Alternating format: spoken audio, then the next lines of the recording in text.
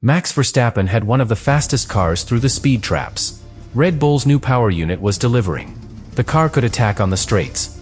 And yet, across the opening races of the season, Verstappen was losing almost 1 full second per qualifying lap to Mercedes, and even more in race conditions.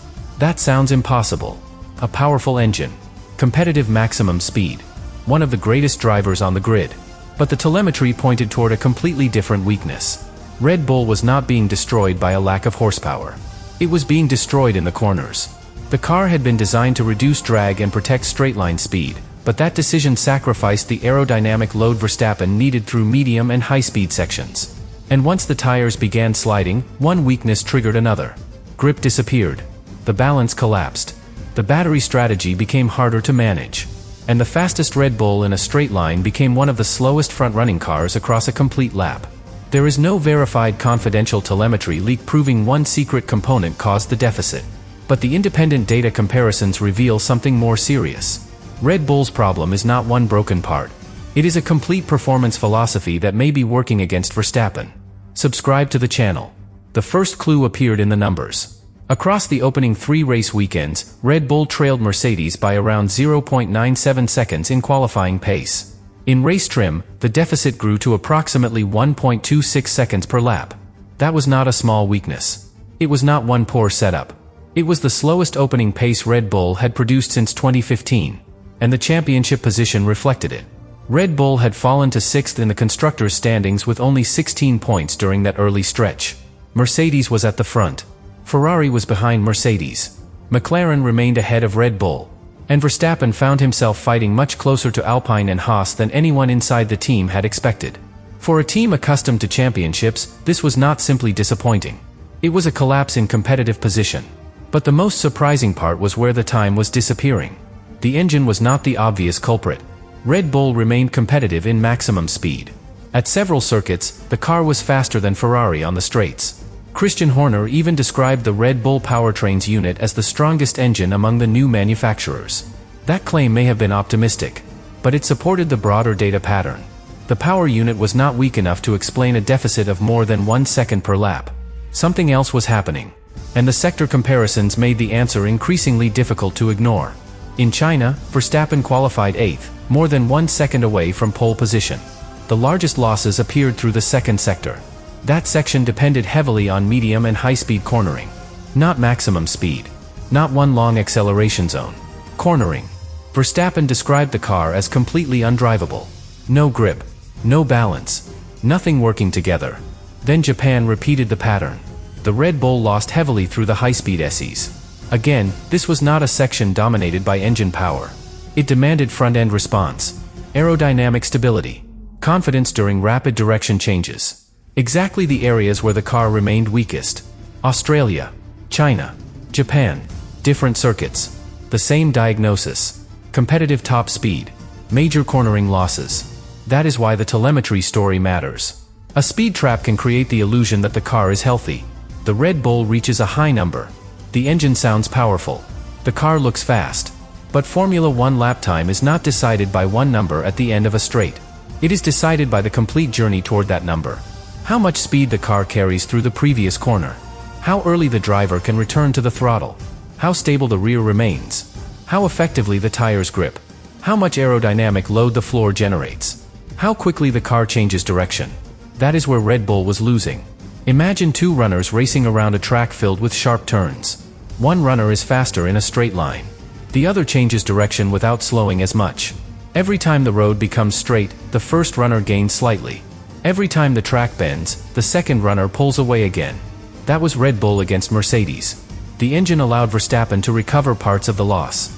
The chassis kept recreating it. And the comparison with Racing Bulls made the situation even more revealing. Both teams used the same Red Bull powertrains engine. Yet their maximum speed profiles were very different. The main Red Bull car appeared among the fastest on the straights. The Racing Bulls car sat closer to the middle of the field. Same power unit family. Different aerodynamic philosophy. That suggested the main Red Bull was not producing exceptional top speed because the engine held a massive advantage. It was producing that speed because the car had been designed around low drag, less resistance, more straight-line efficiency. But a car that removes too much drag can also remove the surfaces and airflow structures that create cornering load. The strength and the weakness came from the same decision. Red Bull had created a car that moved cleanly through the air. It had not created enough force pressing the tires into the circuit. And without that force, Verstappen could not attack the corners normally. That is the real meaning of downforce. It is like an invisible hand pushing the car toward the road. More useful aerodynamic load gives the tires more grip without adding physical weight. The driver can carry greater speed, turn more sharply, accelerate earlier. When the car lacks that load, the tires slide. The driver waits. The corner takes longer. And the next straight begins with less momentum. That last part is crucial. A cornering weakness does not end when the corner ends. It damages the straight that follows.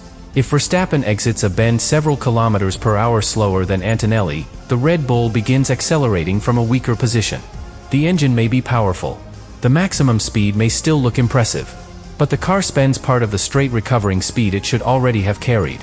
By the time the braking zone arrives, the lost time has not been recovered completely. Then the next corner begins. And the cycle repeats. This is why Red Bull could be fast in the speed trap while remaining slow over the lap. The visible number showed the final speed. The telemetry curve showed how long the car needed to reach it. Mercedes was building performance earlier. Red Bull was chasing it later. That difference became even more damaging in race conditions. A qualifying lap gives the driver fresh tires, low fuel, maximum battery deployment. One short opportunity. Verstappen can tolerate instability for one lap. He can take risks, use aggressive steering, force the rotation, attack the limit. A race asks the car to repeat that behavior for an entire stint. Heavy fuel, changing tires, rising temperatures, traffic, different battery states. That is where a narrow operating window becomes expensive. Red Bull might feel balanced for several laps. Then the fuel load changes. The tire surface overheats. The wind shifts. The front grip disappears. The driver begins compensating. And every compensation creates another problem. More steering angle creates more tire scrub. More scrub creates more heat. More heat reduces grip. Reduced grip creates more understeer. Then the driver needs even more steering. The car enters a cycle that becomes harder to escape.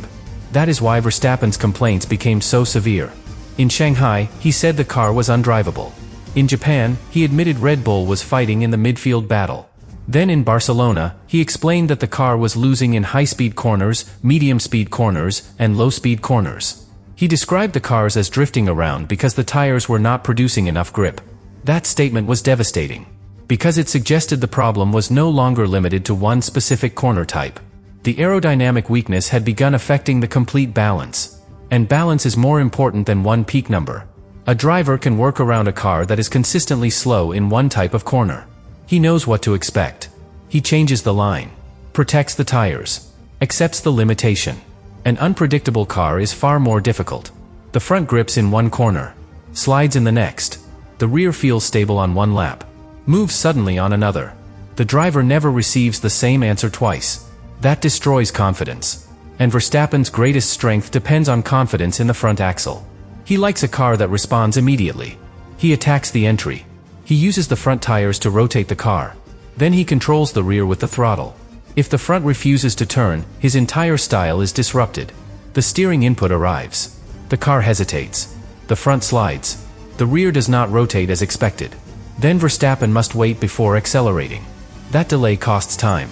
But the deeper cost appears in the tires. Verstappen may force the front harder. That creates temperature. The tire begins graining. The grip falls further. Then the balance becomes even worse.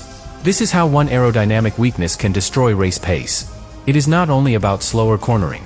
It changes tire life. It changes energy usage. It changes strategy. It changes how aggressively the driver can attack.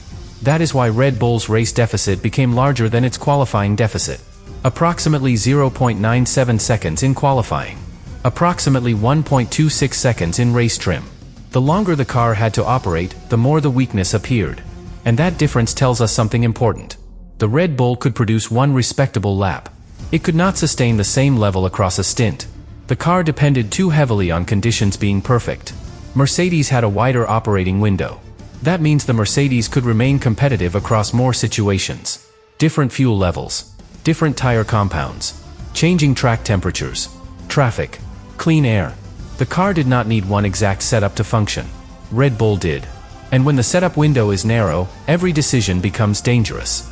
Add front wing, and the rear may become unstable. Protect the rear, and the front stops responding. Reduce drag, and cornering grip falls. Add conventional downforce, and straight line speed disappears. One adjustment fixes one area, then creates another weakness. That is usually a sign the car is not producing enough efficient downforce.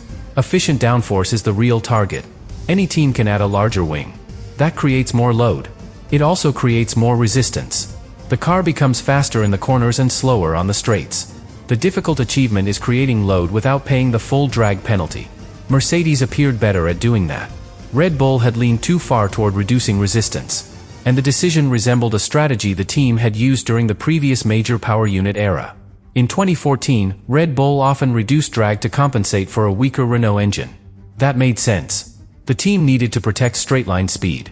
But the situation in 2026 was different. The Red Bull engine was reportedly strong. The team no longer needed such an extreme aerodynamic compromise for the same reason. Yet the car still behaved as though straight-line speed required protection above everything else. That made the weakness feel self-inflicted. Red Bull had a competitive power unit, then designed a chassis philosophy that prevented Verstappen from using it across the complete lap. And the problem may have been made worse by weight. Reports suggested the Red Bull carried excess ballast or additional weight early in the season. Weight affects every part of the car: acceleration, braking, slow corners, tire stress. Even if the engine is strong, extra mass creates another burden. The car must accelerate more weight, stop more weight, change the direction of more weight. That can deepen an existing grip problem. But weight alone does not explain the full deficit. The telemetry still pointed most consistently toward aerodynamic load and mechanical grip. The slow sections showed weakness. The medium and high-speed corners showed even greater weakness.